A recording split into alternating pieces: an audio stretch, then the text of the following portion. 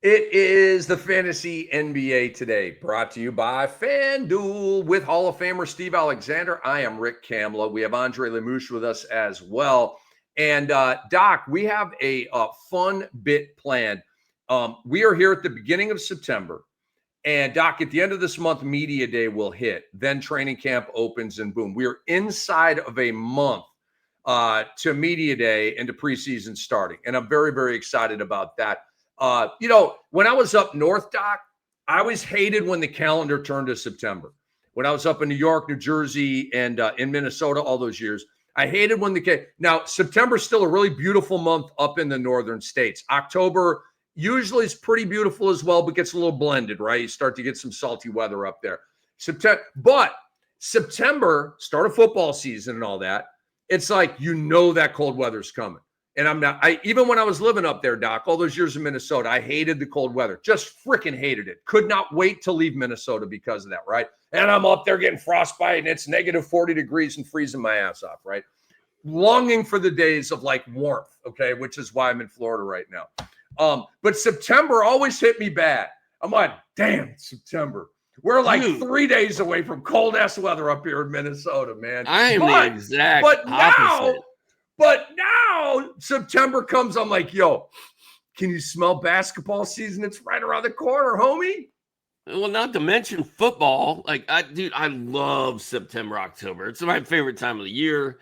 It's when the weather's changing, the leaves are changing. It's like, I love fall. And then as soon as October's over, then I start to get sad. Because I know it's going to be cold and dark and gray. And I moved to Georgia, so I'm in the South now. So the winter's not bad. Like, I really don't even have a winter coat. There are times you need one, but I don't have one because I'm from Indiana. I'm tough, and, I'm used to cold weather. You don't want a parka, do you? Nah, I don't need a coat. A coat? Are you kidding me? I live in Georgia, man. But, I'm that guy that shows up to the bar, like, wearing basketball shorts and short sleeve shirt. Everybody else has got their winter coats on there. What is wrong with you? I'm like, I'm from Indiana. You're from Minnesota, dude. It was even worse there. But God, I love September, October. Like, when the calendar would change to September and it still is exactly the same, like, oh my God, thank God summer is over because I can't do this 100-degree crap anymore. Like, 100 and humid, not my thing. Bring it on. I love all that stuff, man. Too many Floridians down here. It's so hot. Why are you down here? I mean, what? It's like, I used to complain about the cold weather in Minnesota, and I actually left. I did something about it. These people down here, like, dude, it's like more rare to be tan down here than it is to just be like, a regular, white person. Like, and there are some tan mofos down here, dude, but so many people down here avoid the sun at all costs. They just do not want one bead of sweat on their face ever. It just drives me. I just don't understand. We're in paradise, okay? Embrace it. Now, we got a bit planned here for you. We are going to go division by division over the next weeks or whatever it looks like. And we're going to go, today we got the Central Division, which is a badass division. We're going to go all 5 teams in the division, talking about players to avoid, players to target, and then kind of like a general reality discussion about these teams. Just, how you feeling about the Cavs this year? How you feeling about the Pistons this year? And I'll give you my where I've got them finishing in the Eastern Conference. So we'll have a good time. Okay, so players to avoid and players to target. For each team within these divisions. Today, we've got the Central Division. And I did a little nerdy. It didn't take long, Doc. I just kind of eyeballed the divisions, right? The Central Division is arguably the best division in basketball. You have the Cavaliers, elite. The Pacers, just in the finals. The Bucks, they're a good team. The Pistons could become elite this year. And you've got the Chicago Bulls, who likely will be at least a play-in tournament team. All right, you go around the league, right? You've got the Northwest, which has the big boys, OKC, Minnesota, Denver, but then it falls off with Utah and Portland's not balanced, right? The Pacific Division's very, very rugged. The 2 LA teams, you got Phoenix, you got GSW, and you got Sacramento, right? Very competitive division. I would put Pacific and Central as probably the 2 best overall divisions in basketball. Just a quick thought on that. The Central Division, just sort of generally speaking here before we dive in. Well, I think you said it best. It's top to bottom. There's no dogs in this division, and there are dogs in the other divisions. Like you said, that one in the West is elite till you get down there to Portland and Utah, and then that drops it down a little bit because it's Portland. Oh my God, what are we doing? What are we doing in Portland? Anyway, very balanced, good teams. The Pistons were arguably the biggest surprise of all of last year, and they're going to be better, and they're going to keep getting better. They've built that thing, and Cade Cunningham's going to carry it on his shoulders. So Chicago's probably the one wacky team in this division where we don't really know what they're doing. Like, is Vooch going to be there? What are we? I just don't know what we're doing. But okay. Oh, Alex Sarr is out of Eurobasket. I'm wincing. Yeah, I did, and it's a calf too. It's a calf. Hold the phone. I'm not like sounding, it's not DEFCON 1. It might be DEFCON 5. It's not DEFCON 1. It's not north of DEFCON 5, but it's a calf. They're pulling him out of Eurobasket. The hope here is, guys, that it's just very precautious. He's got a little calf thing. We don't want to push it. He's got the NBA season coming up. So let's just be careful and get him out. I hope it's not some shred, right, Doc, that's going to linger into training camp. And like we said, I mean, media day's less than a month away, dude, which means training camp's less than a month away. So I don't know. This is something to monitor, though, dude. If we find out minutes are going to be limited because of the calf thing with Eurobasket, I'm going to have to drop him in my rankings, dude. So I'm not going to do it yet, but I might have to. The good news is it is still early September. He's going to rest it. He's not going to, risk any further harm by playing in Eurobasket. We still have we've got a decent amount of time, about 40 days till we're going to be drafting these teams. We're going to draft season is only about 40 days away, right? Like mid-October. So we have time. So I'm not panicking either, but you've been talking about Donovan Clingan all year over Alex Sarr, or at least with him. And this probably pushes Clingan up a few spots and probably pushes Sarr down a couple. We are going to have a show upcoming that talks about players who may get off to a slow start to the season because of Eurobasket. It is a trend. It is a thing. We have vetted this with Andre. Look, me and Doc have noticed it, but he's the king of European basketball.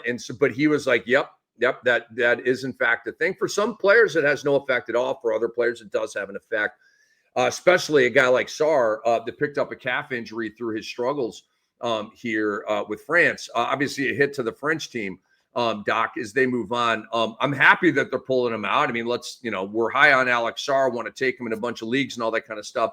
But we got something to monitor now. Doc, let's start at the top of the Cleveland Cavaliers. Last year, Doc, they won 64 games. All right, we'll get to your thoughts on them in reality in a minute. Let's segment this. Let's first start with players you are targeting on the Cleveland Cavaliers. Give me a little list. I think I've got Donovan Mitchell rated a little higher than Evan Mobley, but I kind of, when I look at this depth chart presented by RickCamla.com, Evan Mobley just seems like the more enticing player to me. Mitchell scores, and his PRA is going to be big, but Mobley's young and getting better and better and better. But those are the two elites. Like, you want Mitchell and you want Mobley off this team. Jarrett Allen, very serviceable, good, fine center. Max Strus, I don't really know. I don't. He just blew a tire too. He's out 3 to 4 months. Sorry, say that again. Strus is out like 3 to 4 months. I mean, he blew a tire anyway. I forgot about that. Yeah. So, that's right. That's why DeAndre Hunter is supposed to be starting while he's out. So, Hunter, I think, is a nice pick that you can use for half the season. And then Darius Garland is also dinged up to start the season. So, we don't really know who's going to be playing point guard for his team. We could see a lot of Craig Porter Jr.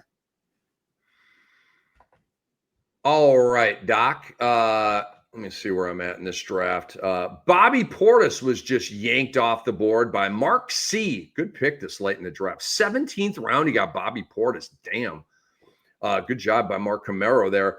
All right, I got three players I'm targeting here on the Cleveland Cavaliers. You mentioned Mobley, you mentioned Mitchell. I love them both. I have Mobley, Doc. I know Mobley I have in the second round. I think Mitchell might be an early third round guy. No, they're both second round guys. I got Mobley at 16, Mitchell at 17. Like you, Mobley brings a rare thing, dude. I mean, Mitchell's numbers are fantastic. I get geeked up about the steal and a half, the 3.5 threes. And I'm looking at this right now. Moment of truth. It may be a thing where if I went big with my first pick, I go Mitchell. If I went small with my first pick, then I go Mobley. Like live when bullets are flying in the draft, right? But right now I got Mobley at 16, Mitchell at 17. And Doc, Darius Garland is another guy that I am targeting, okay? I'm not fading him. I know he's not going to start the season on time. And but I'm going to take the value here and take a little hit early in the year, maybe try to get a little Alonzo ball, and to bridge that gap. And I've got him at 40th, Darius Garland. His current Yahoo ADP is at 72, Doc. So well, let me just, and if this can lead us to, because we did target, and now we're going to do players to avoid. Is Darius Garland a player to avoid for you, a player to target, or is he in kind of a no man's land for you right now? I don't feel like I have a strong grasp on exactly when he's going to be back. And without knowing that and knowing how impatient I am, I thank God we have IRs, right? We used to not have IRs in fantasy hoops, and it was you would have to cut injured guys and make moves and panic and all this. At least we can sit on some of these guys now, especially that flex IR, whatever it's called, is pretty awesome. So with the IR being there, I'm not that scared to draft Darius Garland. If Garland wasn't hurt, I was going to be drafting him heavily. I really like his game. So I'm not really scared of him. I don't like the unknown. I understand. So give me your players to avoid for the Cleveland Cavaliers. Well, you mentioned Lonzo Ball. I'm out of the Lonzo Ball business. I would rather have Craig Porter Jr. And I mentioned DeAndre Hunter. If Hunter was back in his bench role and Max Strus was good to go, I would be avoiding DeAndre Hunter. But because DeAndre Hunter might start for 3 to 4 months, sign me up. I'll take that. So I'm avoiding Jared Allen. I don't like the stat line. I don't like, even with. You're going Nick Claxton instead. I would. And there's risk with that because Jared Allen's floor is like decently high, and the floor for Nick Claxton may bottom out. But Jared Allen's like, it's safe and cute and cuddly. I don't like doing it. I'd rather like be on the edge of a building on a windy day. I mean, it's risky out here, okay? But like it could also go very, very well. Jared Allen last year, 13.5 points, does nothing for me. 9.7 boards, okay. 0.9 blocks. 0.9. Like we bang on Şengün, we bang on Sabonis. We gotta bang on Jared Allen, bro. And I love this guy. He's a phenomenal guy. And he led the league in field goal percentage at 706. I don't care. I don't care about that stuff. 13 points. Let's call it 13 and 10 with 1 block. And I'm being generous because it was 0.9. He averages 1.2 blocks for his career. All right. And he gives you nothing else. No assists. 0.9 steals is like, that's okay from a center. I'll take that. But it's not 1+. Anyway, I think Jared Allen's very overrated, Doc. I am avoiding. I will have no shares of Jared Allen. Well, I called him serviceable. I'm not saying you over did it, but yeah, I know. He's a player. But I'm fine with Jared Allen. To me, he's serviceable. I don't mind drafting him. To you're not doing it. So that's cool. At my price, I would. At my price, I would take Jared Allen. Let me. Where do I have Jared Allen ranked? I bet it's like in the 70s or 60s or something. Where do I have Jared Allen? Where's my guy? Jared Allen, 73. Wait a minute. I got Jared Allen ahead of Gobert. Why? Live. Why? I'm looking at this right now. That's a gaffe. What am I thinking in the lab when I did that?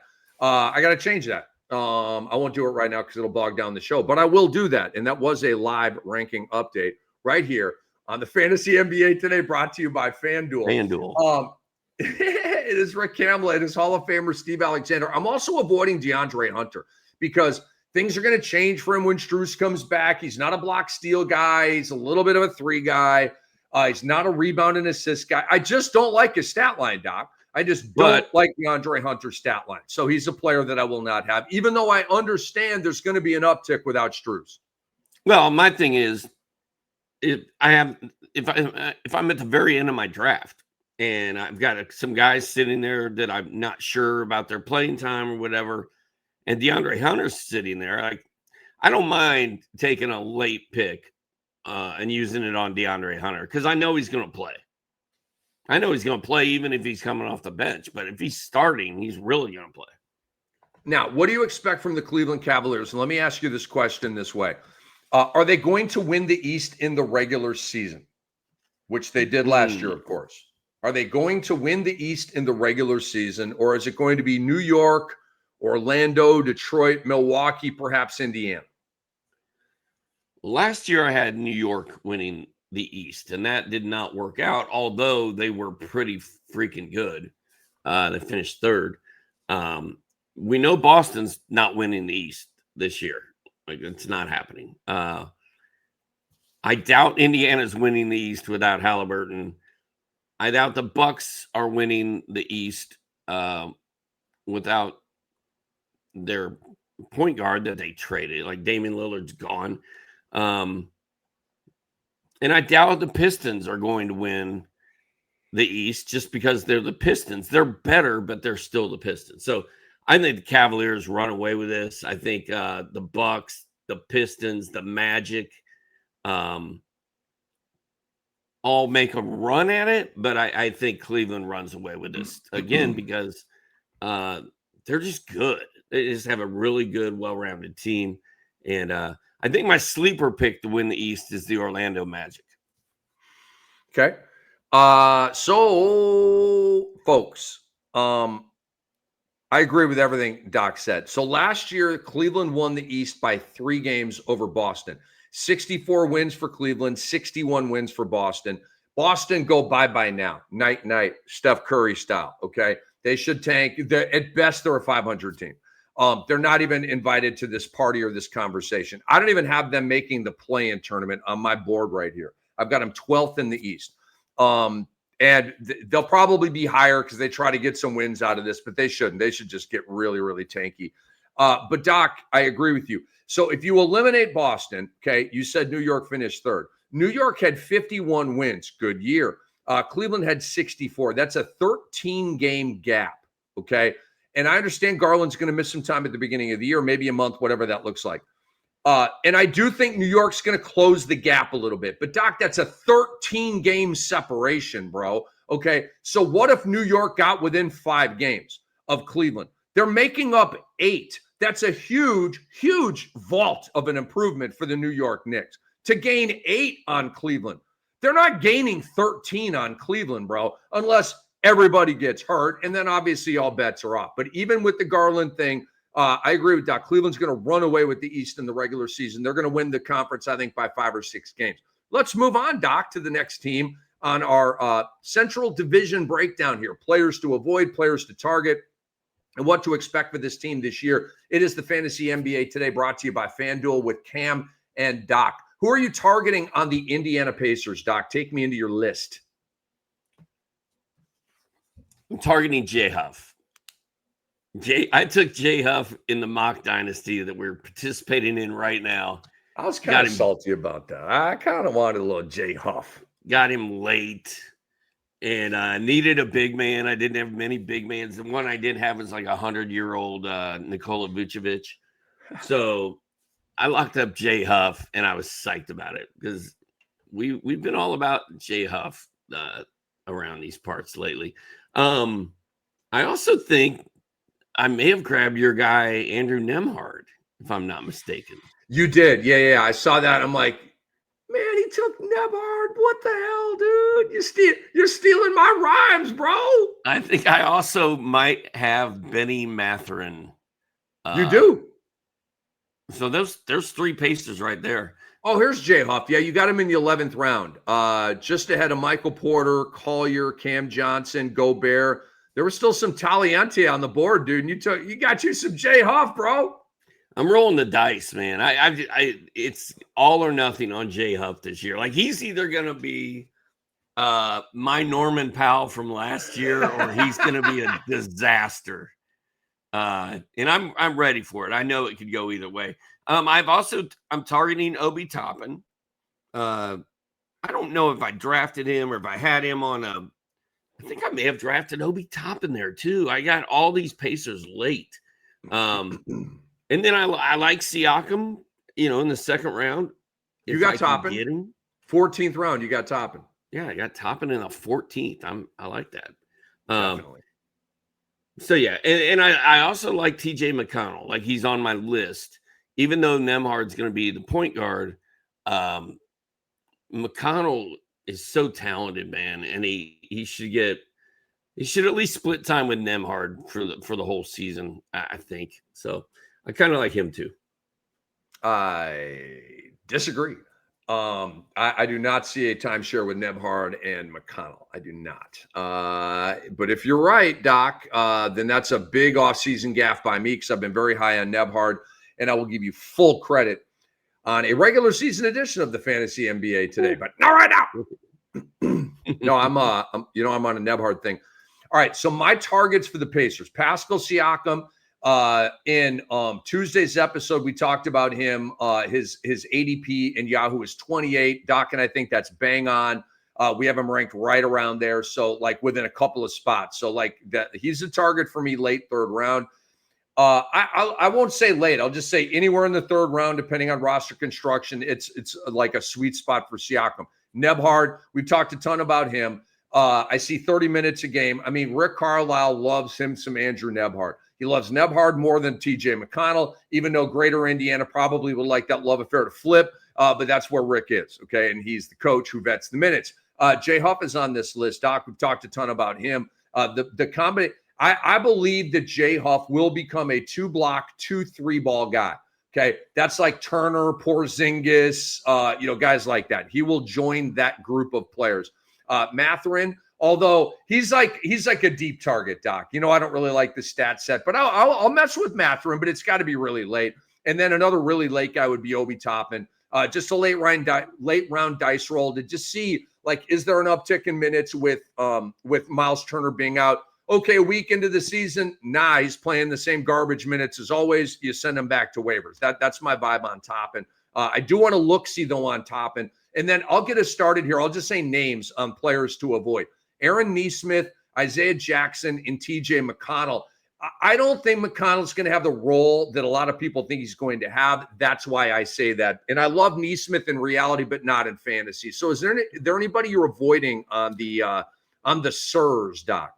Well, here's the thing about Isaiah Jackson and Jay Huff. There are people that think Isaiah Jackson's going to be the guy with Miles Turner gone. And then there's other people who think that Jay Huff is going to be the guy. And, if you're drafting with a bunch of people that think Isaiah Jackson's going to be the guy, you might be able to steal. Well, Jay Huff is going to be available late anyway. I don't know. But I just don't. I'm avoiding Isaiah Jackson. I think Huff is going to be the guy. And I don't think Isaiah Jackson is a Rick Carlisle guy. And even though McConnell's not really a Rick Carlisle guy, I think Carlisle likes McConnell. He likes Nembhard more. So I think McConnell is going to have a role. I just don't know what it is. I love it, dude. All right. Now, your thoughts on the Pacers this year, Doc. And I want to phrase the question like this. Will the Pacers avoid the play-in tournament and be a top 6 team?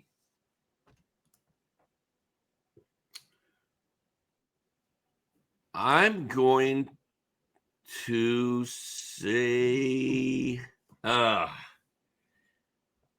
so Boston's going to be out, in our opinion.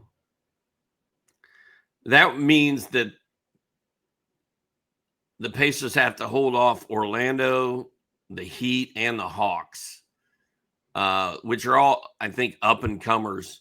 I don't know, man. It's going to be close.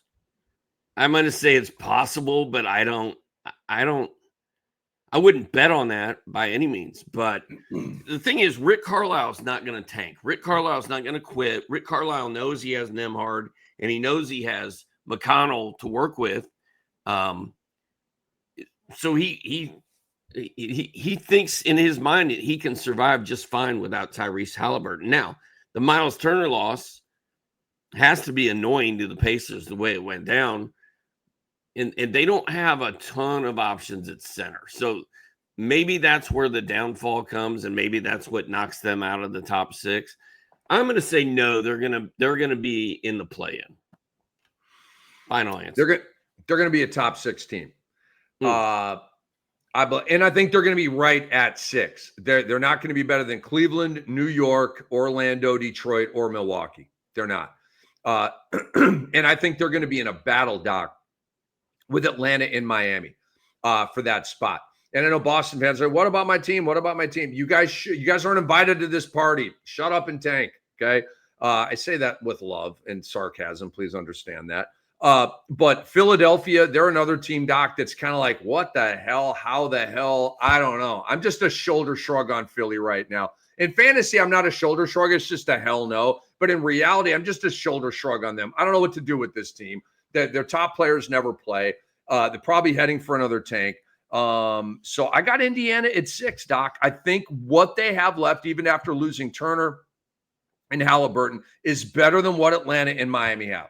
There's championship DNA on that team. I mean, Rick Carlisle's, Spo's a goat too. I was going to say, so I'll forget the coaching thing. F it. Let's move on. I said what I need to say. I got Indiana at Spo. I ain't hating. You know I love you, Spo. You know I love you, Spo. Dude, Spo's the man. Nicest guy, Doc. Nicest freaking guy. No ego at all. Dude, Spo, think about this.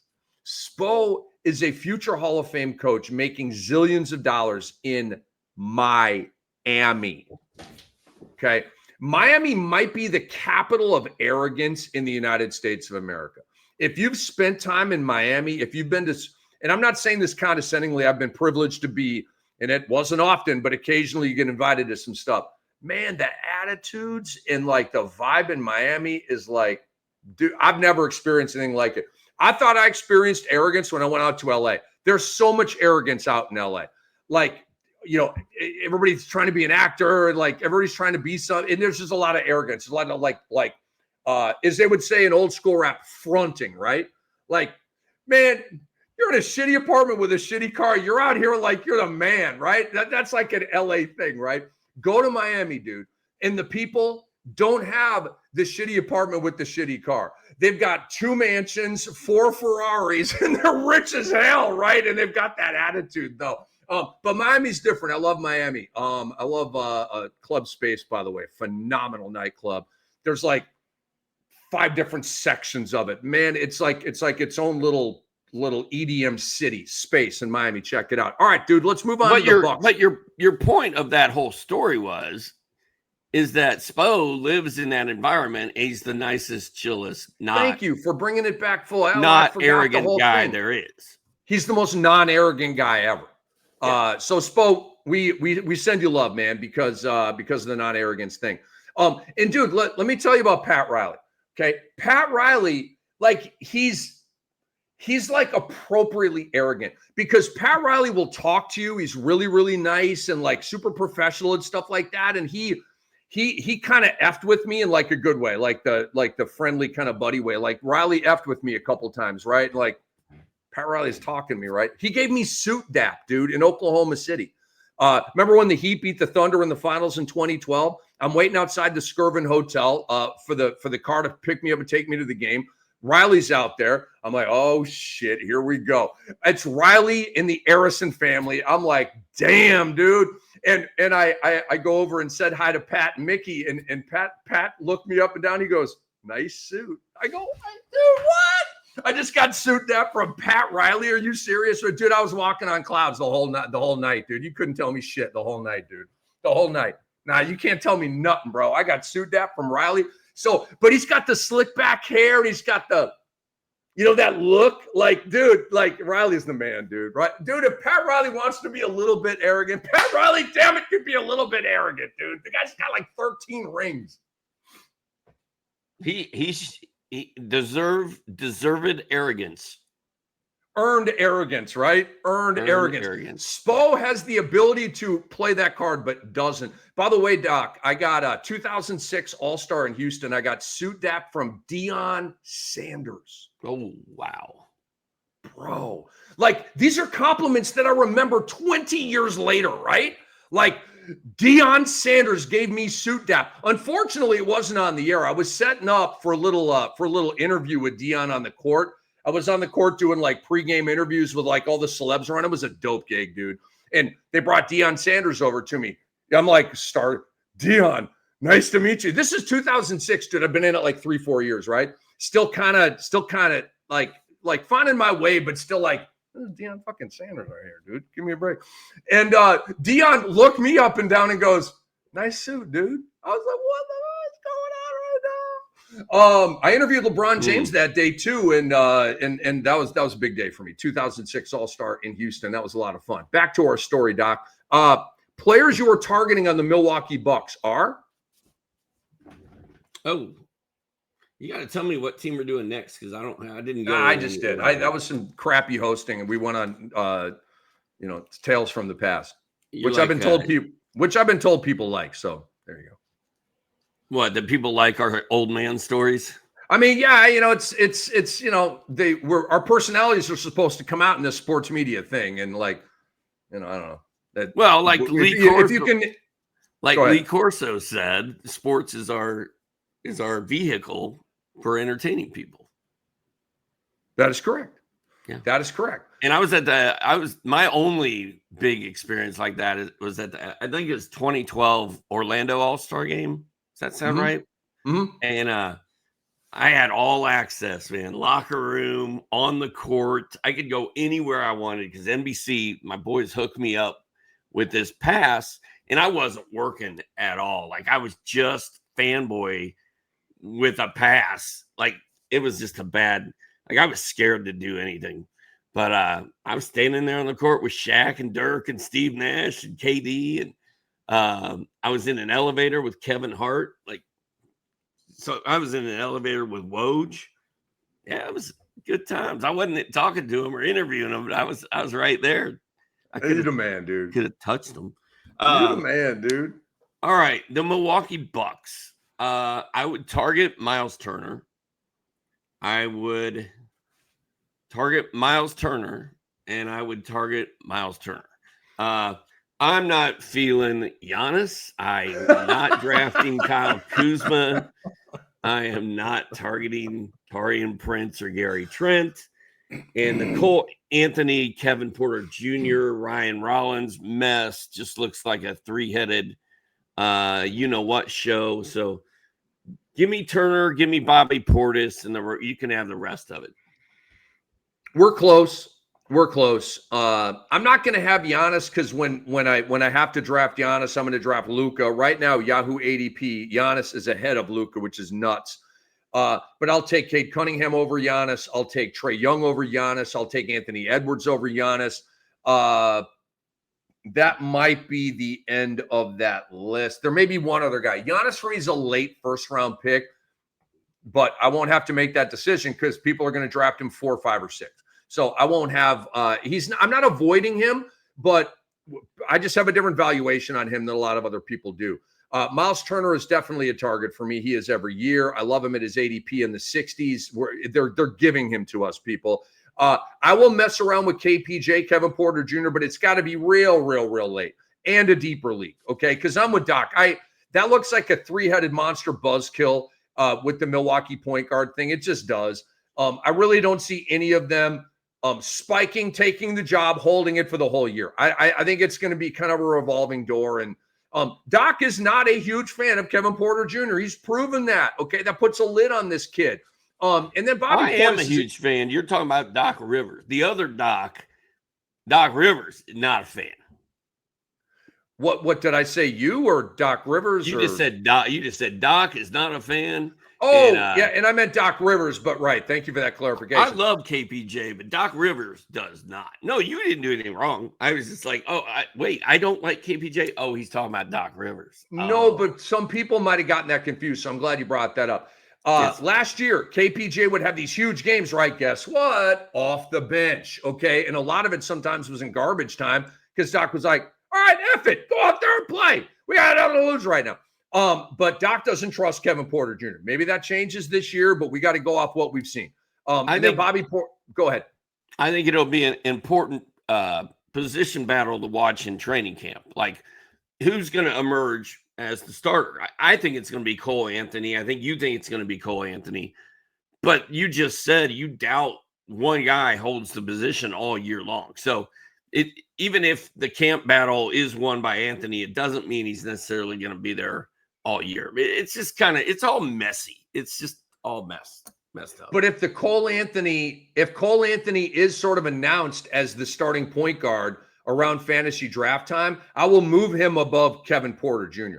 I will draft the starter and just hope that takes off rather than draft the backup with a coach that I know doesn't really trust that guy. So that'll be, like you said, that's one of the top things in training camp is who's going to be the starting PG of the Bucks.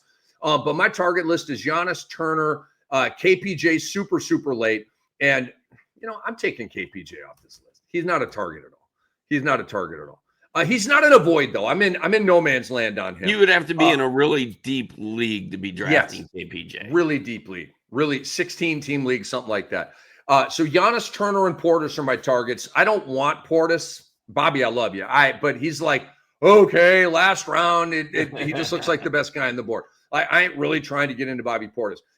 His fantasy gold sucks. He doesn't block, steal, and he threes a little bit. But he's a bench player. He's a good player. I'm avoiding Kuzma. I'm avoiding Cole Anthony. Cole Anthony's got to prove it to me. He's got to show me something, dude. This thing is going, crashed in a million pieces. Taurean Prince and Gary Trent. Let's move on. What do you expect from the Milwaukee Bucks? And I'm going to ask it like this, Doc. Would you guarantee right now that the Milwaukee Bucks are a top 6 team in the East this year? Would you lock that up? Would you die on that hill?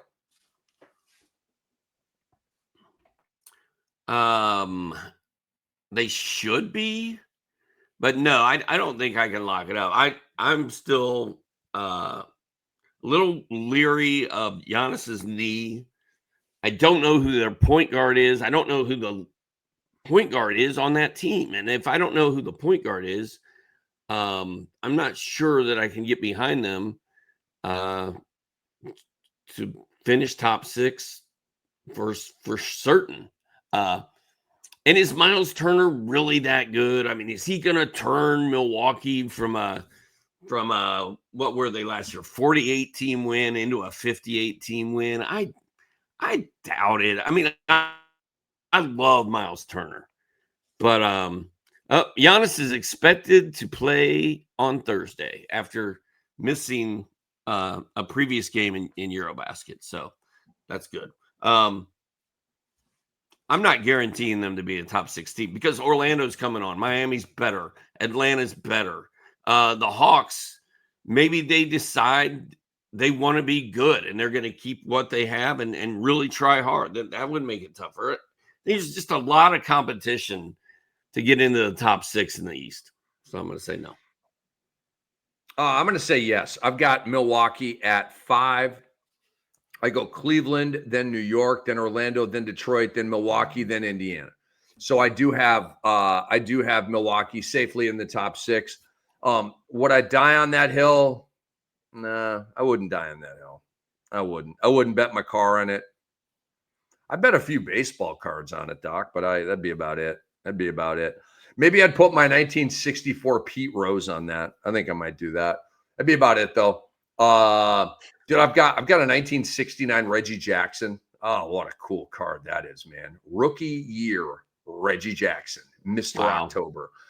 It's not in great shape. It's not like all bent and creased, but the corners aren't perfect, but it's a dope card, dude. I've got so many cards like that. The Ricky Henderson rookie that's worth so much money with kind of dinged up corners and so many cards like that. Because I used to play, we used to look at them. Like we didn't open up the pack of baseball cards and immediately throw it in a freaking vault. Me and my brother made that transition in 1977. That was the last year that we kind of effed around with our cards from 78 on pristine. And we were like 8 or 9 years old when we kind of made that turn. I think my brother might have been a year behind me doing that because he was, 2 years younger than me. He was like maybe 5 or 6. 5 or 6 year olds break stuff. They just do. So I've got like my 1975s and 76s are like, they're some of my favorite cards, but my like Pete Roses and Johnny Benches from that era are all beat up, dude. Because me and my brother, we used to we'd lay all our cards out and we would run ahead and do a headfirst dive into the cards, and the cards would help us slide over the carpeting as opposed to like burning up our arms on the carpeting, right? And getting the like little raspberries or whatever. So we literally hundreds of cards on the floor, and we would run and do the Pete Rose headfirst dive into third base, like into our cards, dude. And so that's what you did as a kid, man. So those cards are not in great shape. My rookie year, Robin Yount, not looking good, bro. That 75 Robin Yount, not looking good. I wonder, I've got a 75 Robin Yount, I believe. Is it the one where there's 4 rookies on the card? No, he's bent over and he's got his glove down like he's in a fielding position. It's kind of a dorky pose. I wonder how many valuable baseball cards I close-pinned to my bicycle so it would flap in the spokes and sound like a motorcycle. As you're driving down the road. Hundreds of that is cards. So funny, dude. Yeah, 78. Like my 77s are in pretty good shape, but my 78s and on are in phenomenal shape. Damn, dude. I have the entire 78 Topps baseball set, the entire thing. But I didn't do it right. None of them are pristine. None. All right, let's move on, dude. I love the tangents with my boy Doc. Okay, we're moving on, dude, to the Detroit Pistons. Who are you targeting? By the way, this is our Central Division breakdown. We're going to do all the divisions. One show will be one division and all that kind of stuff. Today, we're on the Central Division. It's the Fantasy NBA Today, brought to you by FanDuel, Rick Kamla, Hall of Famer Steve Alexander. And we're up here with the Pistons. Doc, who are you targeting? I'm targeting Cade Cunningham. I broke some news to you yesterday that I've got Cunningham ranked over Anthony Edwards. I've got Cade high, man. I'm so high on Cade Cunningham. So I would love to have Cade on my team. I don't think, like we talked about yesterday, all the value's been sucked out, but I'd still draft him because he's that good. The rest of this team, I don't really love, to be honest, Rick. I am intrigued by several of them, like Jalen Duren, Oscar Thompson, Jaden Ivey. I'm intrigued by all those guys. Karis LeVert. Yeah. But I'm not going to be putting any of them as actual targets. Maybe Auxerre. If it's a dynasty league, I want Auxerre, but Cade's the guy, man. Cade's the man. I tell you, I'm not targeting Tobias Harris. Yeah, we already knew that. And we'll get to the avoids here in a minute. My target's clearly Cade Cunningham. He's an obvious first-round pick. 6 or 7 feels right for me. Maybe 6. Maybe I go like Ant-Man at 5, Cade at 6, Trae Young at 7, something like that. You're like, whoa, what about Giannis? What about Davis? What about Cat? Yeah, I'm fading all those guys for those guards in the first round because I'm going to be able to mix and match with all the bevy of bigs that are available later in drafts. And you say, well, their stat lines won't be the same. I mean, Giannis has an unmatched stat line. You're right. He does. I'd rather have guards. That's where I'm at. Cat's a full fade for me. Full fade. Like he's a career year guy that's a full fade. There are career year guys that are like a mild fade, like a Zubats, but Cat's a full fade. You guys knock yourself out. Take Cat in the first round, and you will be crying within a month of the start of the season. I'm targeting Ivy, Doc, but late. And I'm targeting Osar. Like, I will take those 3 guys. We're going to do this for all the divisions and all the teams. Players to target, players to avoid. So for me, it's Cade, Ivy, and Osar. They're my green list. My red list, Doc, is long. Okay. I'm avoiding Jalen Duren. I just don't like the stat set. Tobias Harris. He's just like, I'm sorry, Doc, I got to say, he's so boring as a fantasy player. Oh, he's like, what was that? What was that show on TV all those years? Law and Order. My God. And you're probably a huge Law and Order fan. Like, if you want to torture Rick Kamla, sit him down, put my arms behind my back, tie me to a chair, put a ball gag in my mouth, and make me watch Law and Order. If you want to see me explode into a million pieces as a human being, do that. Okay. And hopefully you don't want to do that to me. But Law and Order, dude, are you a Law and Order guy? Negative. No. I mean, I literally don't watch TV. Literally, I watch sports. Do not watch TV. And I've seen I know what the show is, right? It looks so awful. It looks so boring, dude. It looks so boring. TNT used to, they had like the syndication rights to it, right? So I'd be working and all of a sudden Law and Order would come up on TNT and somebody would have it on with the sound up. I'm like, oh my God, this show. Who watches this show? Well, millions of people watch that show. Millions of people like boring. I don't like boring. Tobias Harris is boring. I'm also avoiding Karis LeVert, Doc. Duncan Robinson and Isaiah Stewart. Those might be kind of obvious. Do you see the Detroit Pistons finishing in the top 4 in the Eastern Conference this year?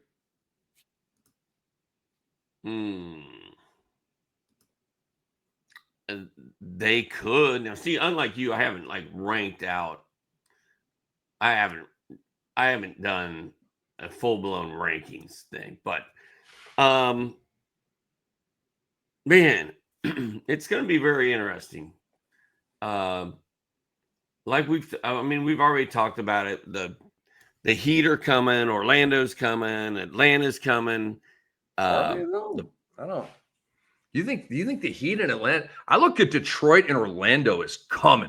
Atlanta and Miami, and they may be a little improved. I don't see them as coming. Just wanted to. I think Orlando play tennis with you on that. Orlando is all in. Like, they're all in.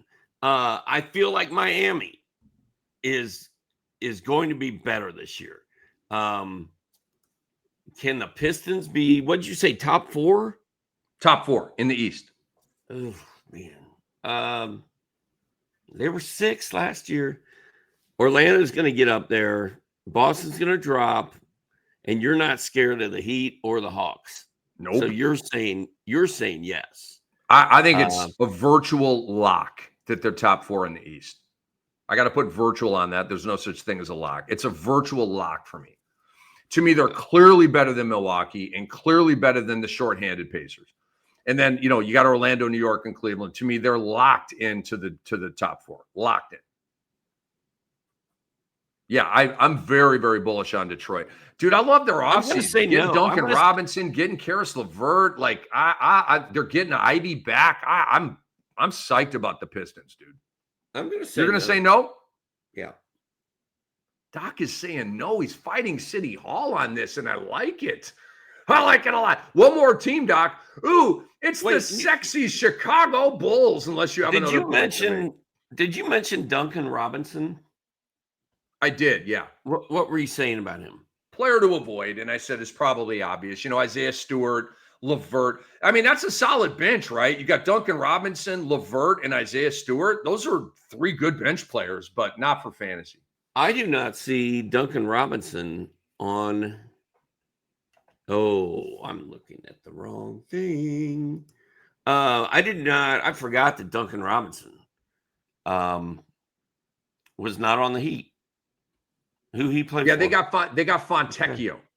All right. They made a little. They finally got rid of Duncan Robinson's money, and they brought in a man named Fontecchio. I ain't worried about it. I don't care about. I don't care about Duncan Robinson too much. So who are you targeting on the Bulls, dude? The Bulls.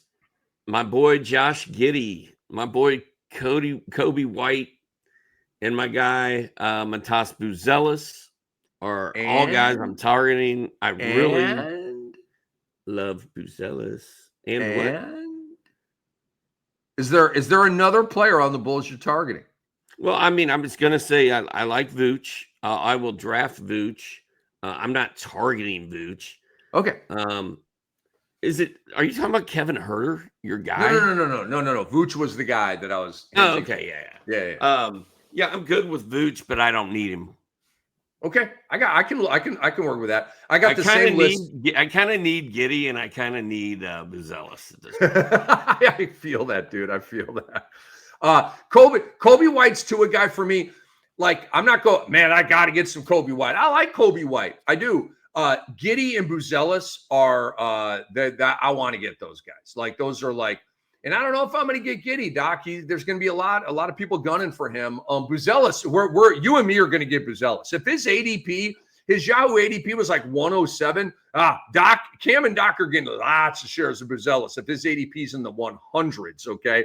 Our ADP on him is like in the 50s or 60s.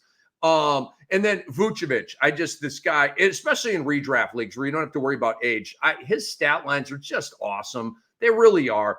I'm like, Doc, I don't have to have Vooch, but you know what? I'm going to end up with Vooch because these mofos are going to fade the crap out of Nikola Vucevic to the point where I'm like, I have to take him now. I probably will end up with lots of shares of Vooch. And to speed us along here, Doc, I'm avoiding Io, Huerter, Patrick Williams, and Okoro. Pretty chalky, pretty obvious stuff.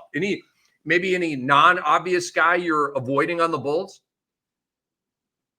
No, I just wanted to say that in the Yahoo ADP stuff that we went over yesterday, Josh Giddey's 35.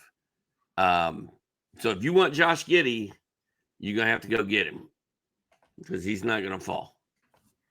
No, he's not going to be a value pick unless your league sucks. All right, Doc.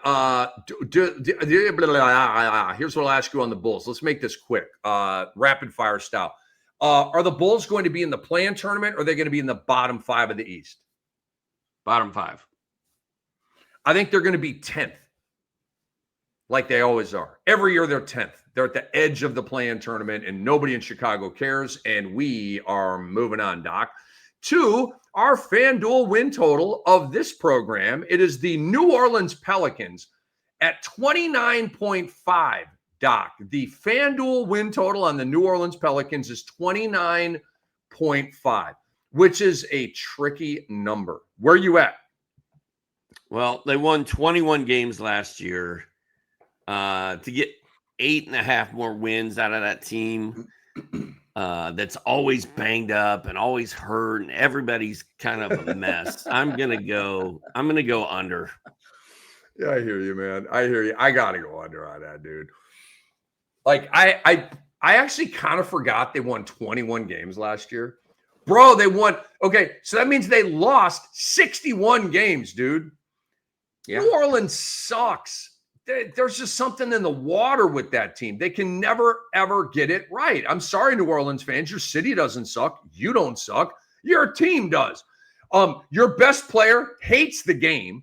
just hates basketball. What's this orange thing I have to play to get all this money? He acts like put out that he has to play with his anyway, I'll check up there.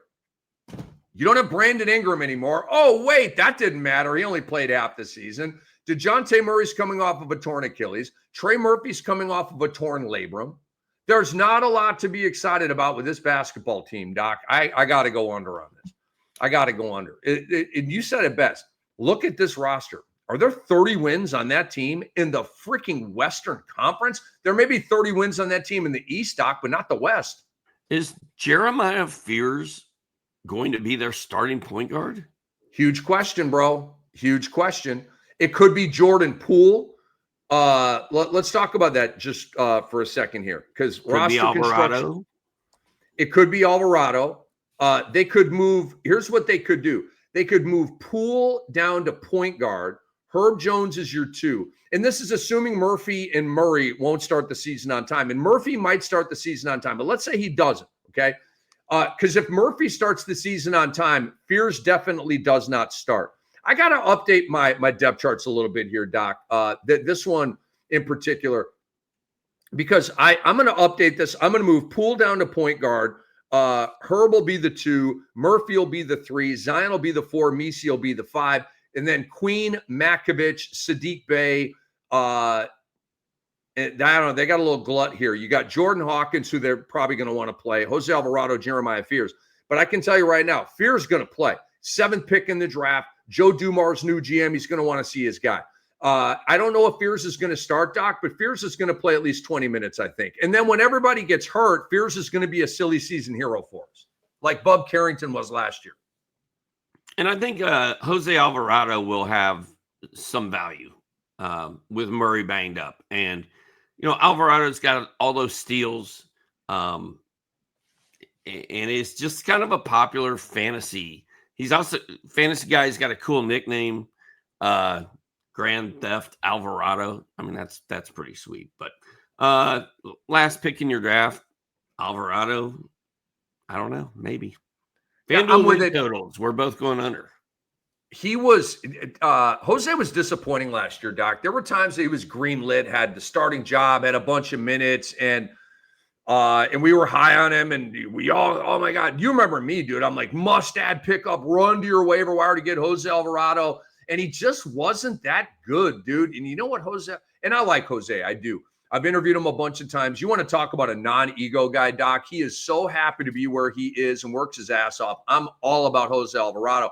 But, Doc, some guys are bench players.